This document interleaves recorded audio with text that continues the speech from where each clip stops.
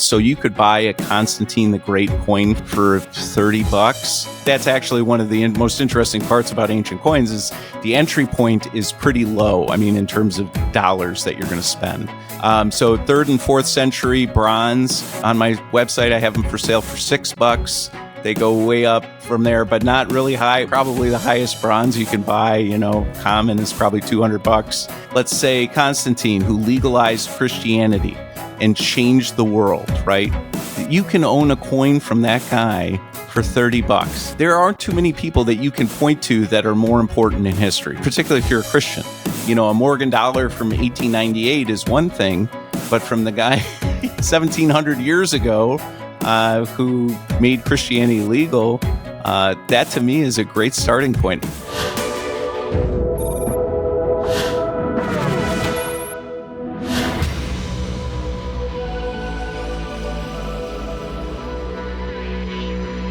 Everybody, welcome back to another episode of the 1% Podcast. I'm your host, Vin, and I'm Shane. And today we're joined by my man, Dean Kinzer. Welcome to the show. Thank you so much for having me, Vin and Shane. Appreciate it. Yeah, of course, man. Listen, I am super excited to get into this with you. You sent me these really, really awesome coins, and I knew that we had to become friends. So, guys, Dean is a procurer and collector of all things ancient coins. He is one of the most connected, well-known guys in the industry. And today he's really going to dive into what it is to be a collector. He's going to talk about the significant historical impacts of coins, the way that they shape the world, the way that they actually transfer information. There's so much richness and depth into not just these things being really cool, interesting conversational pieces, but he's really going to go into how much coins can actually shape and impact the entirety of society. And he's also going to talk to you about different ways to understand how you can get the right coins, what you can do, and he's going to drop a really crazy piece of info that I'm even thrilled to hear about. He's going to talk about the actual affordability about these things. Like you're probably seeing these, if you guys are watching on video, you're probably seeing these coins and being like, damn, those are old. I bet they're hundreds or thousands of dollars. Well, Dean may or may not have a thing or two to say about that. So stick around for today's episode. Get ready to lock in and learn about the wonderful world of ancient coins. Let's go. All right, Dean. So can you tell us, what's the obsession with ancient coins, man? What do you got with these things? Why do you love them so much? Well, I'm actually a 3rd generation collector. It actually started out with my grandfather. My grandfather, World War II vet, gunny sergeant in the Marine Corps. He started collecting American coins, I would say in the 50s.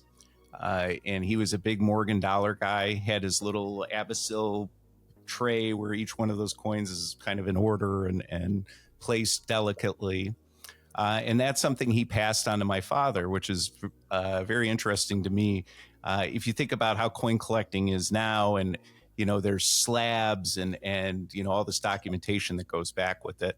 One of the things is I was going through my dad's things that he put together back in the early 60s was these little sleeves, these little paper sleeves that you put coins in. And he used to type the years, the dates, all of that kind of stuff. And that's how passionate he was back in the 60s about that. And so it's been carried forward. My father was a collector, probably on a scale that most of us would not be familiar with or comfortable with. Probably a hoarder, but in a way that was organized. When he passed away, finally, we had an auction. He was not a wealthy man, died in debt, all this kind of stuff, but he had accumulated all of these collections. He had cars. He had, I think by the time we had his auction, he had about 45 cars, none of them running, none of them in fantastic shape, and none of them what you would consider like awesome, like a 66 GTO or a Corvette or anything. He had a unique taste, and his unique taste was kind of like Yugos. He had 12 or 13 Yugos, including the U.S.'s only convertible Yugo. He had Fiats, Saabs, just kind of a random mix of bike or cars. And then he had motorcycles, British motorcycles. But his main thing was baseball cards and coins. And so while we were kids, we would go back in the 80s and 90s. Baseball card and coin shows were as popular as they could be. I mean, that was kind of what back then, it was kind of the height of that.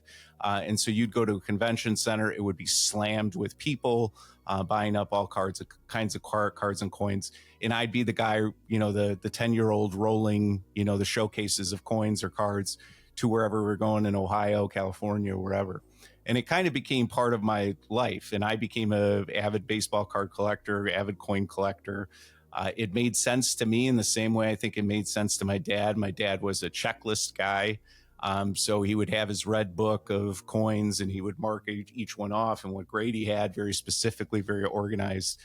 And that kind of translated to me.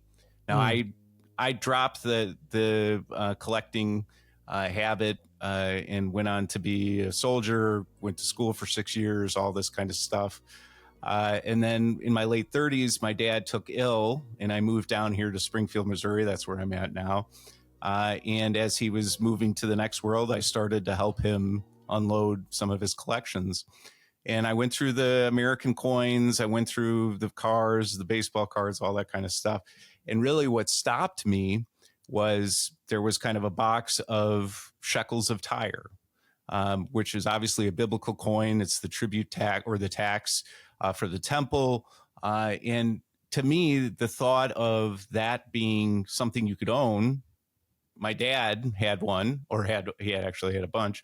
And it was really a struggle to consider selling that. He had tribute pennies, the Tiberius denarius coin, which is, mentioned as the tribute render under Caesar in the Bible.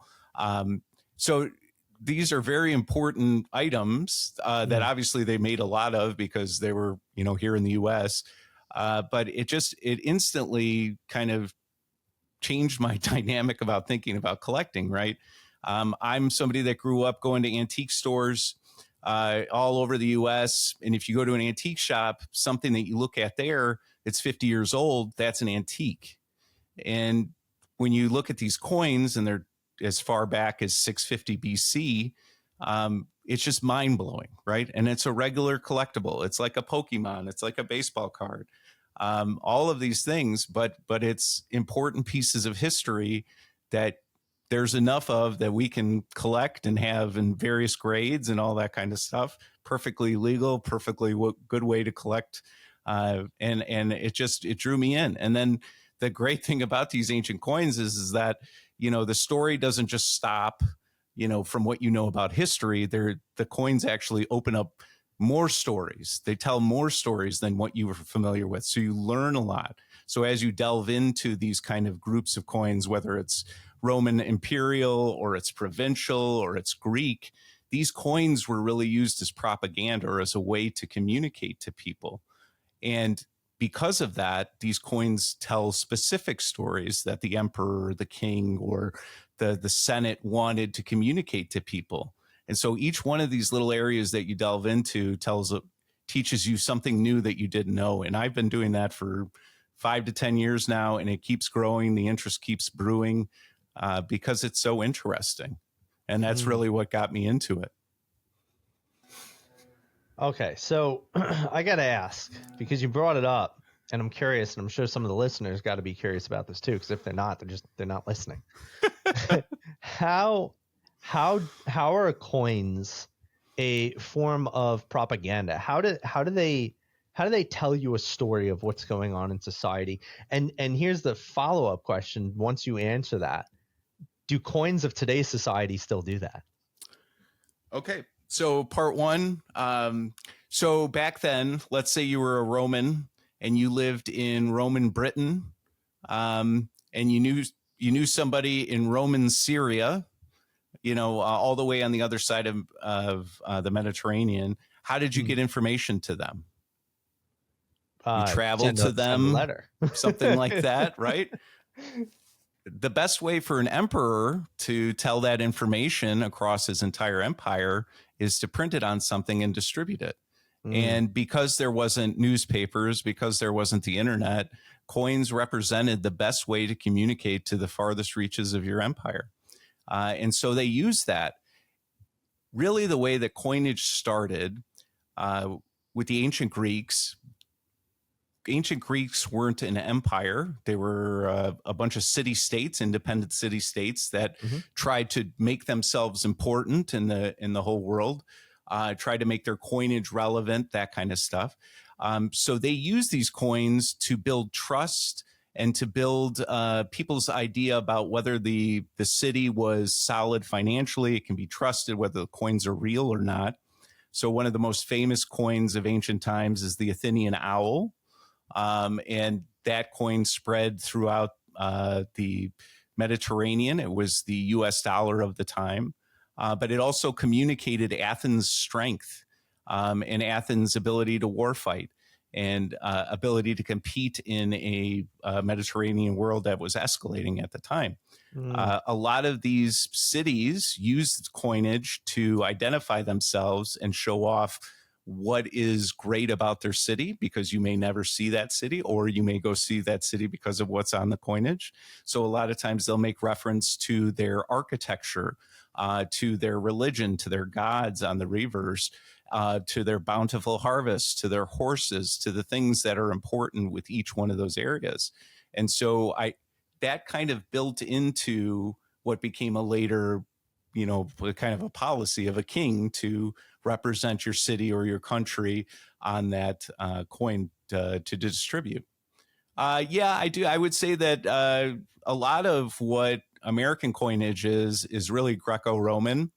A lot of the legends and things like that follow the same kind of pattern that Roman coins had at the time. The Brits still use kind of the same thing with the new king's coinage, same legends that go around.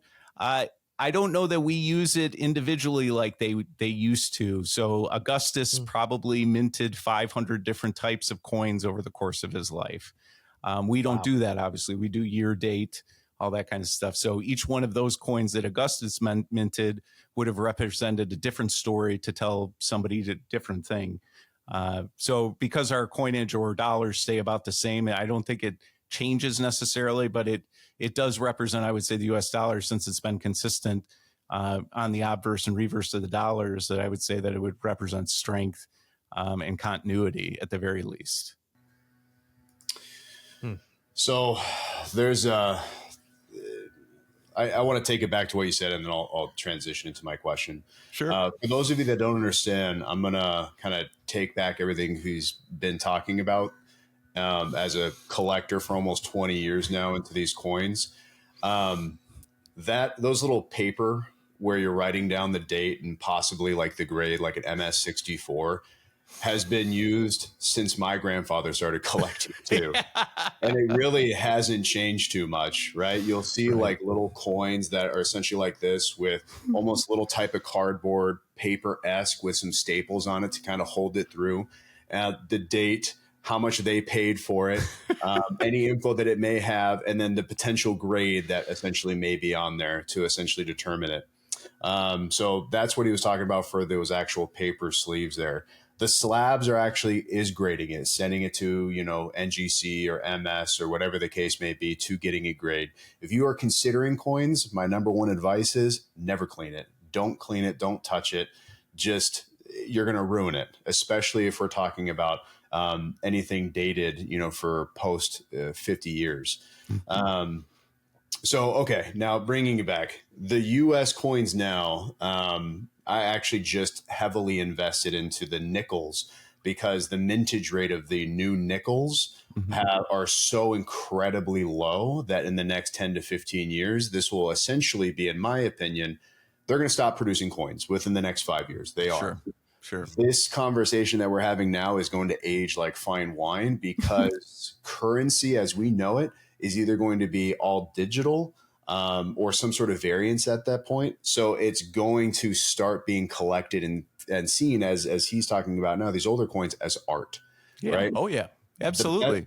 There's two ways of looking at these coins too, and both ways should be accepted. One is collecting them as the eclectic collector as your grandfather was for what he liked doing is amazing, especially knowing the history of that. I collect this coin because of this. It's very rare. This is the story behind it, which is phenomenal.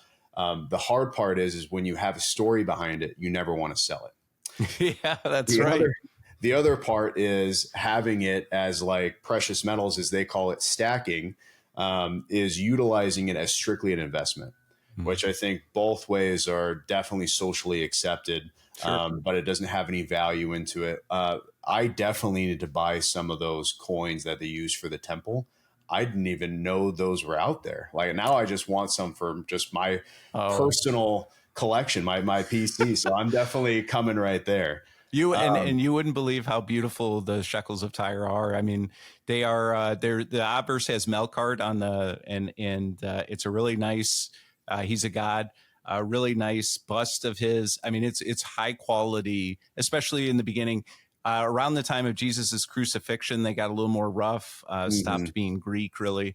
Yeah, But they're incredible pieces of art. And really, to what you're saying is, a lot of us think about ancient Greece and ancient Rome, the statues and the beautiful buildings and all that kind of stuff. That absolutely translated to the coins. The artistry right, is really unparalleled, and it's shocking to a lot of people because if you go back 2,500 years, you don't have that kind of expectation. right. Um, and these are three-dimensional, just beautiful images of gods, goddesses, kings, and especially the Greek coins. Oh my gosh. I mean, there are so many beautiful coins. Shekel of Tyre is a great one, but we could go on and on and on. But yeah, definitely as much about the coinage itself, collecting, having each of all of the types, but the artwork itself is so breathtaking on a lot of these that it's a piece of art, right?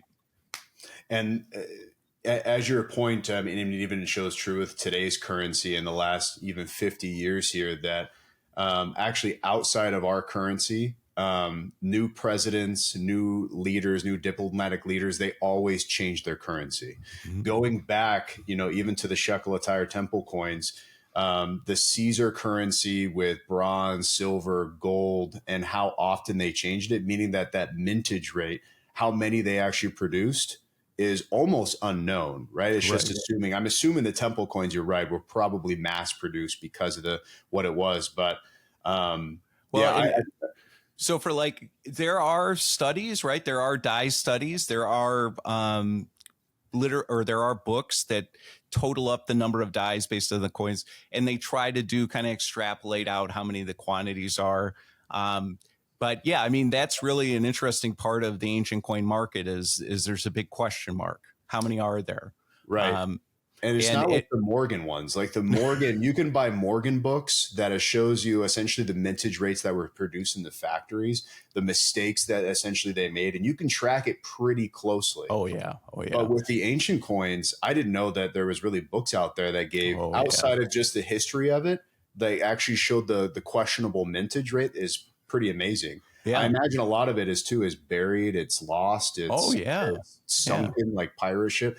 I got into a little pirate gold phase for a quick year just because I thought it was so cool. That's the eclectic part about it though, is like, Yeah. you collect what you want to. Okay, so now back to you. You sell these on your website. Yep. You clearly talk about the history of your podcast. What specifically do you sell? Is it a little bit of everything? Is it, yeah?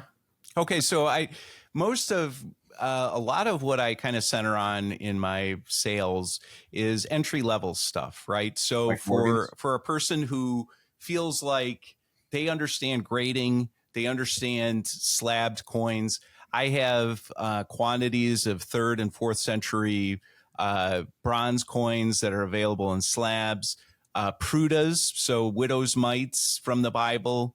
The widow who dedicated her mite rather than the rich guy giving up everything. All of those kind of entry level to get you interested, like kits, like a display of 10 different bronzes and stuff like that. Stuff to get your foot in the door. It's actually for the market. It's actually very affordable. So you could buy a Constantine the Great coin from me in a slab for $30. And that's actually one of the most interesting parts about ancient coins is the entry point is pretty low. I mean, in terms of dollars that you're going to spend. Crazy. So third and fourth century bronze, I have on my website, I have them for sale for $6. They go way up from there, but not really high. Much, I mean, probably the highest bronze you can buy, common is probably $200. So there's tons of those out there. There's mixes of, there's Syrophoenician coins, which are a mix of silver and bronze. They're called Billion. Those are like 26 millimeters, like a quarter. And they have these great busts on them, and those go for like 50, 60, $70. So the price point entry for ancient coins, particularly when you're talking about, let's say, Constantine, who legalized Christianity and changed the world, right? You can own a coin from that guy for $30 in a slab. And there aren't too many people that you can point to that are more important in history, particularly if you're a Christian. There would be no mass Christianity without him, because how they used their political system helped grow Christianity in a way that I don't think anything else could have, right? Set up the diocese in all of the different locations, and everybody tried to advance up. And so that was a very successful transition, and you can own a coin from that guy. And that I mean, to me, I mean, a Morgan dollar from 1898 is one thing, but from the guy 1700 years ago, who made Christianity legal, that to me is a great starting point. And there are tons of different types. The great thing about late Romans is that they changed emperors like they did underwear. So there was a new emperor every couple of weeks because they were all getting murdered, or a lot of fratricide, all that kind of stuff. There are a bunch of different reverse types, a lot of different interesting ones. There's a guy named Probus who around 270 minted some coins, and each one of them has an animal on the reverse. So you can collect a whole set of animals from his time period. They were creative and thoughtful about these things. And I think there's evidence to suggest that they collected them themselves. I think Augustus himself, the first emperor, was a coin collector. And it's very interesting. People who like, collecting dates and errors and all that kind of stuff, there's tons of that stuff available, all very affordable.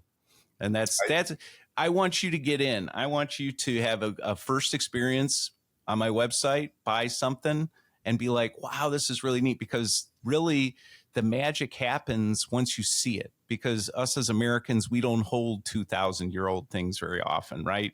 It just doesn't happen. And to see the great die work, the artistry on something that's that old is really kind of almost spiritual. I think it's something that's very popular. It's people from thousands of years ago speaking to you directly through a coin. There's two trains of thought when I got into metals, and when I've told a lot of people into getting into metals, into coins, is there's ones that is your PC, your personal collection, that you'll never sell because it's considered art that it holds a story to. And there's others that you should utilize as a savings account, one that you think that will grow in value.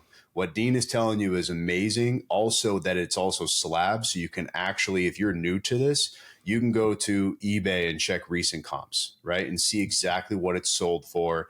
And you can check it for the past 12 months and seeing that, okay, this is a trend. And so I'm buying this coin to go up in value. I'm buying this coin because of the history, because of the narrative here. I'm curious because it sounds like you shift more into getting them into because of the story.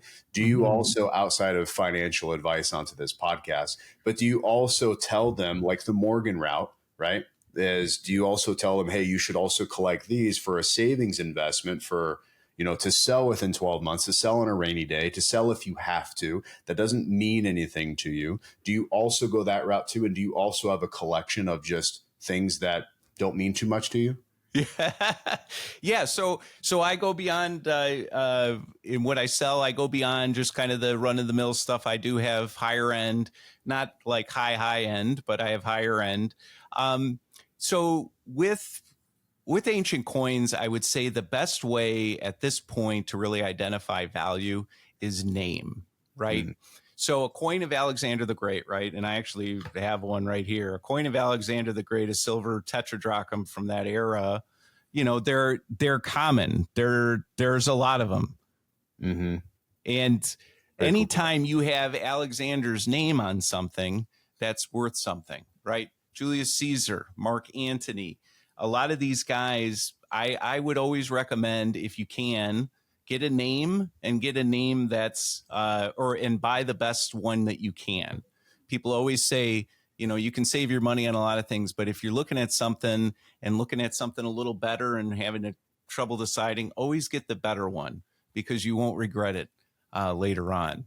So get the nicest one available. And if you see, a Julius Caesar elephant or something like that, that to me is always going to be worth something. And really, if you had to guess, and you are obviously a collector, if you had to guess, what's a very nice Julius Caesar denarius go for, if you had to guess, and think about who you're talking about, right? It's not small time. That's a big time guy, right?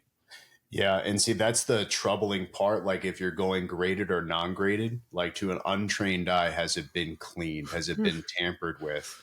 Right. And that's the hard. But graded, yeah, I honestly don't collect those, but I presume they would be in the, thousands. Oh, for sure. But think about that, right? A really nice denarius coin of Julius Caesar, graded, ungraded, doesn't matter, about $5,000, right? A really nice one. Portrait ones go for higher because his portrait is important, all that kind of stuff.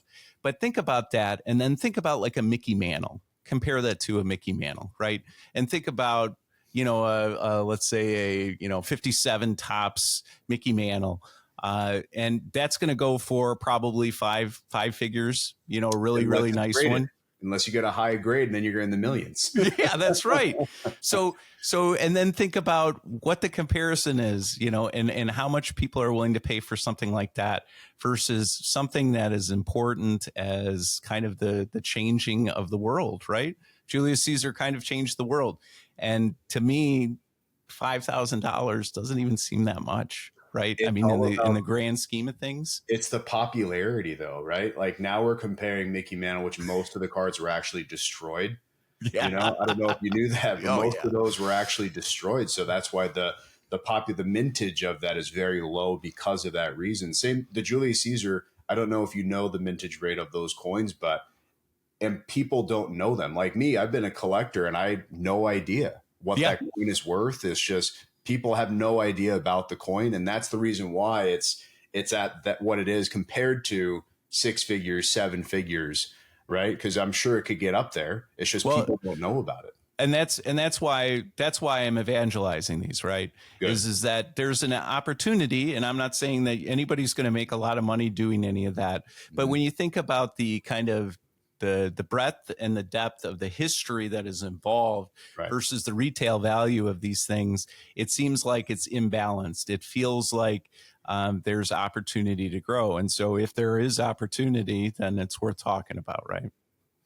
And I think that's where it comes to is which do you buy? What do you buy the things that you love that you plan on never selling, or do you buy for immediate value and resell? Right? I think there's a place in your heart for both. Right. Yeah. And then if this one goes up, in your collection, and you're like, I may consider selling this or I may not to. That's the best part about it. Yeah, that's right. It's always going to have some sort of monetary value. It just depends on what people want to buy it for. That's how it always works. That's right. Yeah. And people, the great thing about these is that people do all kinds of things with them, because really, when you're taking them out and about, and actually Teddy Roosevelt used to carry a Athenian Owl in his wallet, carried it around because he thought it was so neat. A lot of people opt to, let's say, put it on a piece of jewelry. So you get a big Marcus Aurelius Sestertius.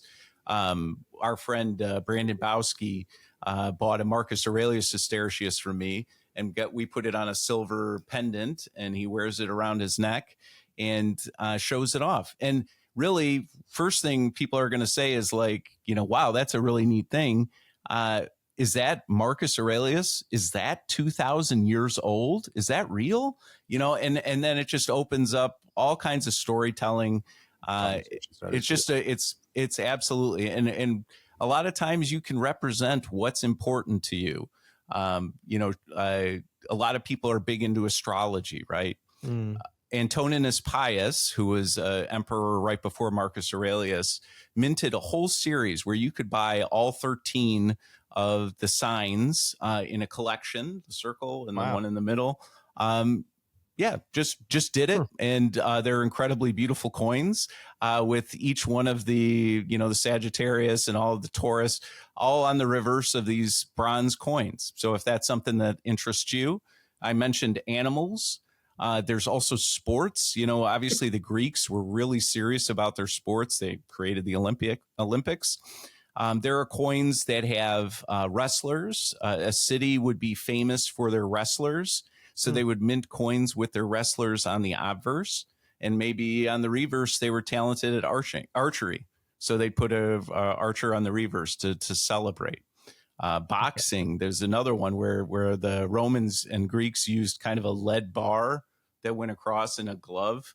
And they have coins with that on there. Or if you're into music, there's Greek coins with a kithara, which I think if you look at the original genealogy of the word kithara, it becomes guitar.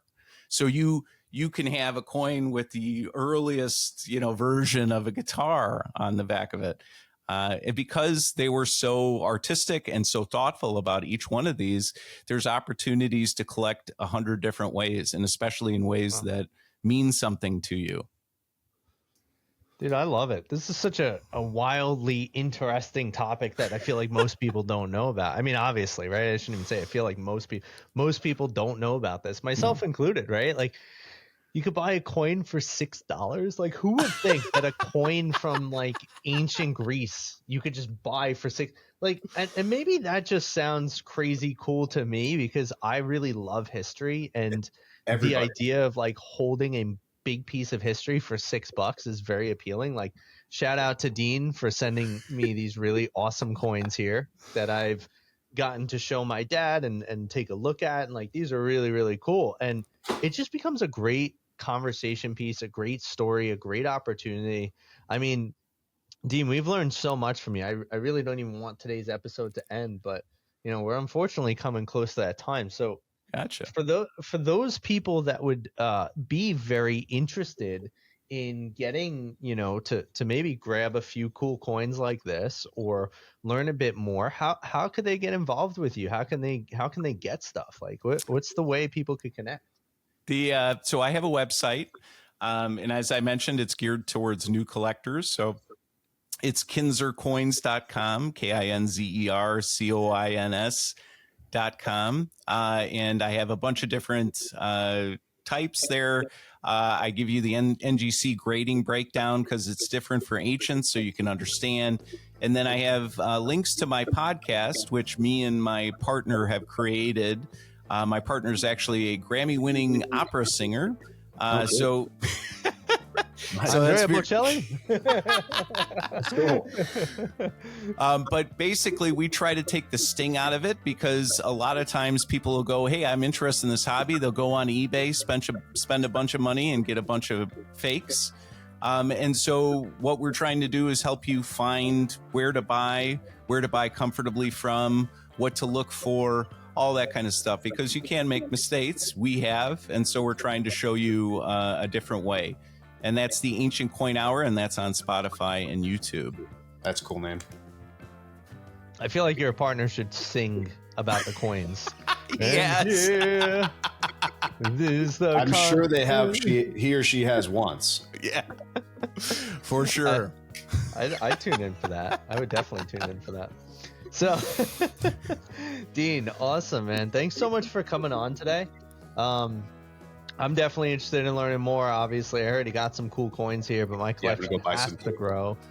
Yeah, Shane is probably going to place a big, ginormous order. So however you want to send me my referral bonus, don't worry about that.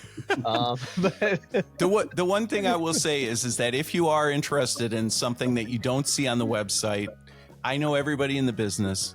So if you want something specific, if you like Alexander, if you like Julius Caesar and you don't see it on my website because I don't have endless inventory, I can find them for you, and I can find them for you affordably. That's really kind of what I'm trying to bring the hobby to you in the best way that I know how. And so if you have questions about where to find something or something like that, I'm more than happy to point you in that direction. Now that is service. Everybody, I'm already on the site. Already on the site. that's it.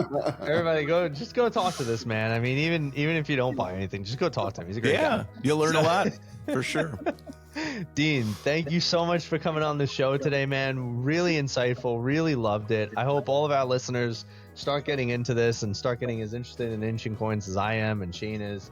And you know, as always, we really appreciate you giving us your time and some great information. Stick around for a minute after the show. I got another thing to tell you. But guys, there you have it. That's today's episode. Another phenomenal episode in the podcast. We've got our man Dean Kinzer here telling you all about ancient coins and how to acquire them. So go run to that website, check it out.